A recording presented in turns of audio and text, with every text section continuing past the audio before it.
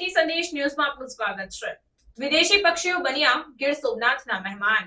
શિયાળો શરૂ થતા યાયાવર પક્ષીઓનું ગીર સોમનાથના વિશાળ સમુદ્ર કાંઠા પરના બંધારાઓ પર આગમન થાય છે। દર વર્ષની જેમ આ વર્ષે પણ મોટી સંખ્યામાં વિદેશથી પક્ષીઓ શિયાળો ગાળવા ગીર સોમનાથ જિલ્લાના દરિયાકાંઠે આવી પહોંચ્યા। ખાસ કરીને વડોદરા, ઝાલા, સોડવ અને બરડા બંધારો પક્ષીઓના કલબલાટથી ગુંજી ઉઠ્યો છે। હજારોની સંખ્યામાં સૌડવ બંધારા પર વિદેશી પક્ષીઓ આવી પહોંચ્યા અને અનેક પ્રજાતિના પક્ષીઓ પહોંચતા ગીર સોમનાથના પક્ષી પ્રેમીઓ રોમાંચિત થઈ ઉઠ્યા છે। રેન્જ ફોરેસ્ટર યોગેશ કલસરિયાએ જણાવ્યું કે સાઇબેરિયા અને મધ્ય યુરોપના મંગોલિયા સહિતના દેશોમાંથી અહીં 4 માસ સુધી વેકેશન ગાળવા આવે છે। વિદેશી પક્ષીમાં જેમાં પેલિંગન, ફ્લેમિંગો, કુંજ, કોમન ક્રૂ અને સોલવર સહિતની અલગ અલગ પ્રજાતિના પક્ષીઓ આકર્ષણનું કેન્દ્ર બન્યા છે। વન વિભાગ દ્વારા વિદેશી મહેમાન એવા પક્ષીઓના સ્વાસ્થ્ય તેમજ શિકારી પ્રવૃત્તિ ન થાય તેના માટે ટ્રેકર્સ ટીમ દ્વારા સતત ફૂટ પેટ્રોલિંગ કરવામાં આવે છે।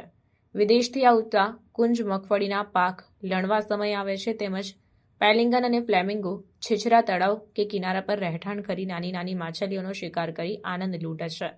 લાખોની સંખ્યામાં ગીર સોમનાથ જિલ્લામાં વિદેશી પક્ષીઓ આવે છે। દર વર્ષની જેમ આ વર્ષે પણ હજારોની સંખ્યામાં વિદેશી પક્ષીઓ શિયાળો ગાળવા અહીં દરિયાકાંઠે આવી પહોંચ્યા। મારું નામ વાયએસ કલસરિયા છે, range forest officer, Veraval range.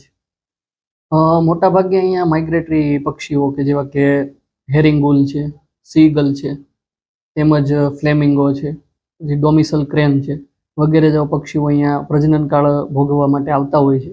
તેમજ શિયાળા દરમિયાન એ લોકો માઇગ્રેટ કરતા હોય છે। મોટાભાગે યુરોપિયન કોન્ટિનેન્ટ છે, પછી રશિયા છે, તો આ બધા જગ્યાએથી પક્ષીઓ અહીંયા માઇગ્રેટ કરે છે।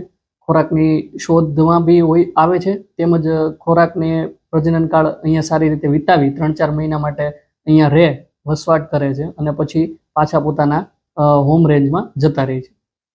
આપણે અહીંયા જોઈએ તો ત્રિવેણી સંગમ છે, ત્યાં મોટાભાગે હેરિંગુલ અને સીગલ જેવા પક્ષીઓ આવે છે અને 2 થી 3 હજારની સંખ્યામાં જોવા મળે છે।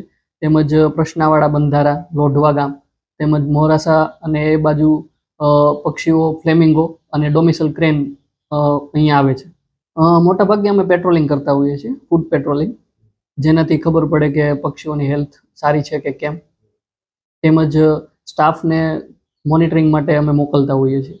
અમારા સ્ટાફ દ્વારા અને ટ્રેકર ટીમ દ્વારા પેટ્રોલિંગ કરતા હોય છે, જેનાથી અમને એ જાણવા મળે છે કે કોઈ શિકારી પ્રવૃત્તિઓ તો નથી થતી અને સ્વાસ્થ્યનું પણ મોનિટરિંગ કરવામાં આવે છે।